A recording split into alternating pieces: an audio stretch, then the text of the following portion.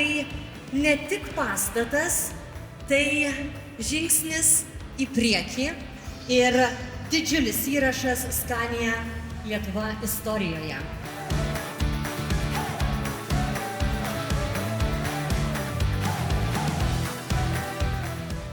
Lithuania has become a really important market for us, and Scania, thanks to Darius and his fantastic team at Scania Lithuania and also our financial services team, you've done a great job to increase our presence and representation here.